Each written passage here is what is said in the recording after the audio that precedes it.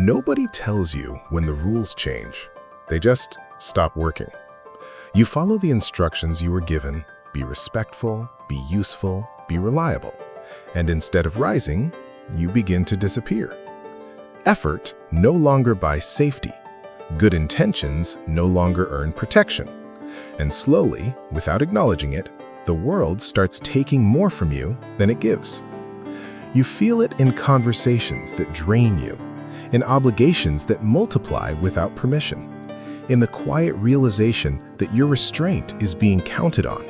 This isn't cooperation, you think. It's extraction. Modern power does not arrive loudly. It doesn't kick down doors or raise its voice. It smiles, it nods, it agrees. And while you're busy being reasonable, it studies what you tolerate. There is a war beneath politeness, not a dramatic one, a subtle one. A war of positioning, perception, and leverage. Those who understand it speak less. Those who don't feel tired all the time. If you've ever wondered why doing the right thing feels like a liability, it's because morality without awareness becomes a signal. It tells others where they can press, where you'll yield, where you'll absorb pressure without retaliation. The problem was never that you lacked discipline, it's that you were operating under a fantasy, and fantasies are expensive. You were taught that openness builds trust, that transparency makes you safe, that being understood is the same reminder as being respected. It isn't.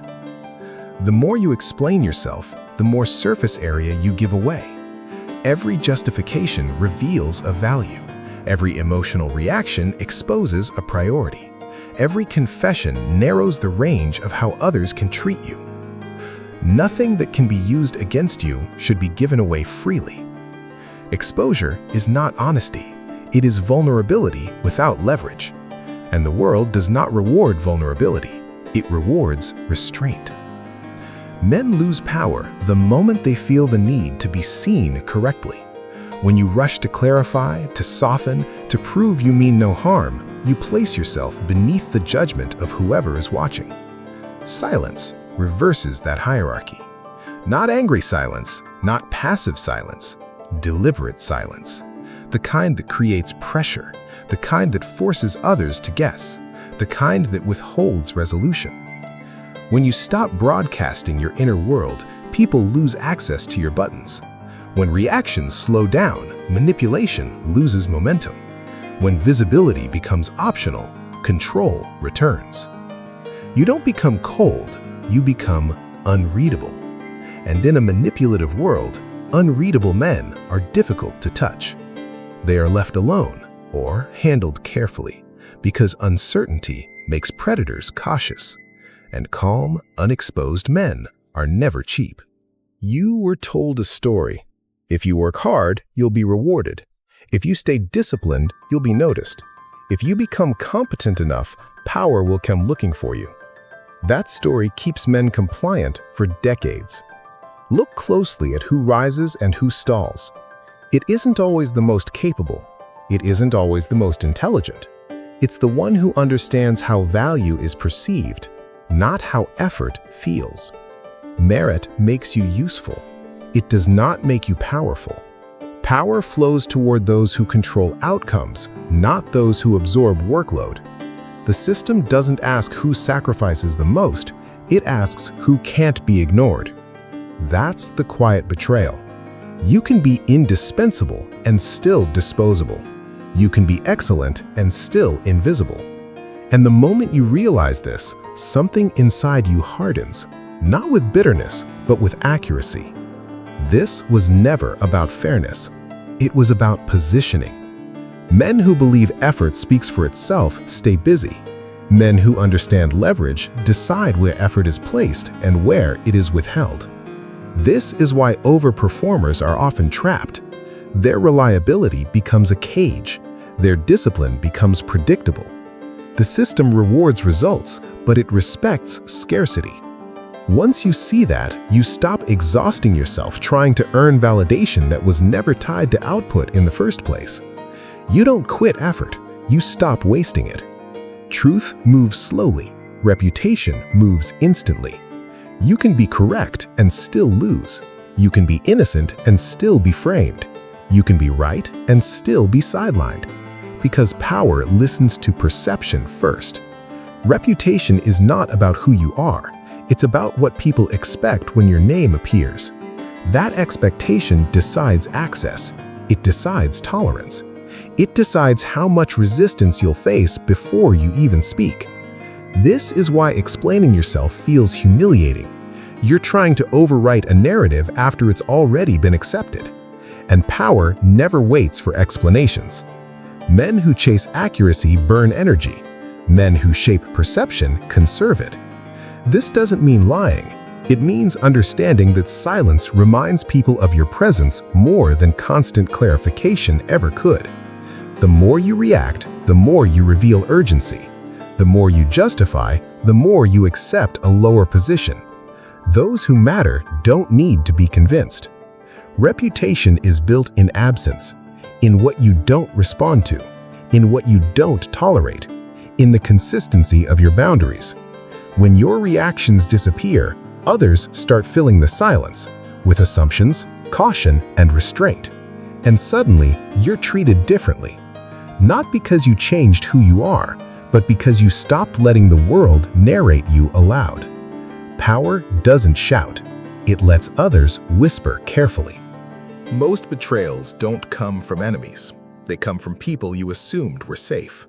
Not because they were evil, but because you gave access without terms.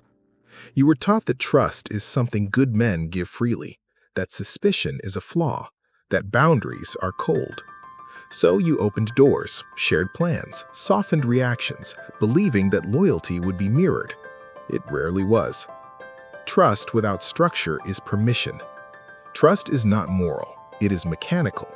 It is built on incentives, consequences, and alignment. Remove any one of those, and loyalty collapses under pressure. People don't betray you because they hate you. They do it because nothing stopped them.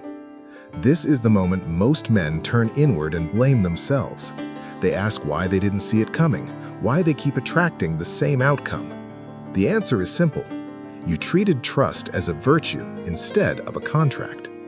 Once you see trust clearly, resentment disappears. You stop being shocked.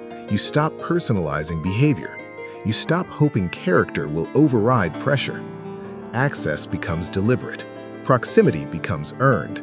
And for the first time, relationships feel clean instead of draining. Every emotional reaction you give away becomes information. Information becomes leverage, and leverage is never wasted in a manipulative world. You've seen it happen. The moment irritation appears in your voice, someone presses harder. The moment empathy shows, someone asks for more. The moment anger leaks out, someone steps back, not out of respect, but calculation. Emotion is how you're measured. Men lose control long before they raise their voice. They lose it the moment their inner state becomes predictable. Calm is not passivity, it is denial of access. When you stop reacting on cue, the game destabilizes. People lose rhythm, they hesitate, they test less aggressively. Not because you threaten them, but because they can't read you. Stillness creates distance. Distance creates safety. This doesn't mean suppressing emotion. It means storing it privately. Anger becomes fuel, not display. Empathy becomes selective, not automatic. And notice what changes. Arguments shorten. Manipulators reveal themselves faster. Pressure loses its urgency. You don't need to dominate verbally. You dominate by remaining intact. Because the man who cannot be provoked cannot be steered. And the man who cannot be steered becomes expensive to deal with. Control doesn't begin with force. It begins with familiarity. Once people know how you'll respond, when you'll comply, where you'll bend, they stop negotiating. They start using. Not aggressively, casually, like gravity. Predictability makes you efficient. It also makes you manageable. This is why reliable men are often stuck. Routines become expectations. Expectations become entitlements. And suddenly, your consistency is no longer appreciated, it's assumed. Every system looks for patterns. Every manipulator looks for timing. If your reactions are scheduled, your leverage is gone. This doesn't mean becoming chaotic. It means becoming non-linear.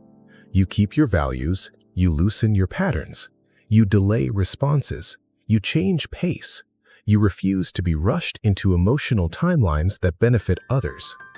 Uncertainty creates friction. Friction forces caution. When people can't predict how much access they have, they behave better. They ask instead of assume. They test less often. They move slower around you. Predictability is comforting, but comfort is how control sneaks in. Uncertainty, when held calmly, restores initiative without confrontation. Nothing binds a man faster than being needed, not loved, needed. The moment your worth is tied to availability, reliability, or sacrifice, leverage flips. You begin managing expectations instead of outcomes. You feel guilt for stepping back, anxiety for saying no. This is how invisible contracts form. You didn't sign them, you absorbed them. Approval becomes currency, obligation becomes identity, and slowly, freedom shrinks. Dependency doesn't always look like weakness. Sometimes it looks like responsibility. Sometimes it looks like being the strong one, the dependable one, the one who holds things together. But strength without exit options is captivity. Power increases the moment your absence becomes survivable, not through abandonment, but through independence. You reduce needs. You remove emotional IOUs. You stop anchoring your identity to being useful.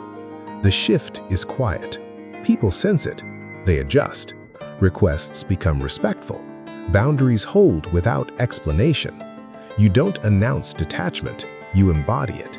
And when dependency dissolves, resentment disappears with it. What remains is choice, and choice is the foundation of being untouchable. Judgment only works if you accept the trial. Most men live as if they're always being evaluated by bosses, peers, family, strangers, invisible standards that never rest. They adjust tone. They filter thoughts. They perform stability. And in doing so, they give others a vote in their nervous system. Approval is the most efficient leash. The moment you stop defending yourself, judgment collapses. Not because critics disappear, but because their opinion no longer lands anywhere meaningful. This is not arrogance, it is containment. When your self-image stops outsourcing authority, criticism becomes background noise. Praise loses its drug-like pull. You move slower, cleaner, without the constant need to be correct or liked. Others notice the shift, not consciously, viscerally. A man who does not flinch under judgment is difficult to pressure, difficult to shame, difficult to steer. Silence replaces justification, posture replaces explanation, and the world adjusts. Being untouchable doesn't mean aggressive, it means unreachable by manipulation. You are no longer reactive, you are no longer exposed, you are no longer desperate to be understood. You see incentives before intentions, patterns before promises, pressure before words. This is not isolation, it is sovereignty. You engage selectively, you withdraw without drama, you observe longer than you speak. Emotional storms pass through you instead of moving you. The world feels slower now, clearer. You don't chase relevance, you don't fear exclusion, you don't volunteer access. And because of that, others treat you differently, carefully, precisely. Power no longer feels like tension, it feels like stillness. You were never meant to dominate loudly, you were meant to be unmovable. And in a manipulative world, the man who cannot be moved is the man who cannot be touched. You don't need to remember every word you heard. What matters is what stayed quiet inside you while listening. That subtle shift, that sense of distance from the noise, that calm awareness that nothing is owed, nothing must be proven, and nothing needs to be explained. The world didn't become less manipulative, you became harder to move. From this point forward, notice what no longer pulls at you. Conversations that used to drain you, opinions that once demanded reaction, expectations that quietly assumed access. You'll feel the difference first as silence, then as space, then as control. Not the loud kind, the kind that doesn't announce itself. Remember this: power doesn't rush, it doesn't plead, it doesn't perform. It observes, it withholds, it chooses. And when you stop offering yourself freely to systems that never respected you, something unexpected happens. They begin to treat you carefully. Not because you demanded it, but because you no longer needed it. Stay unreadable, stay composed, stay untouchable, and let the world adjust.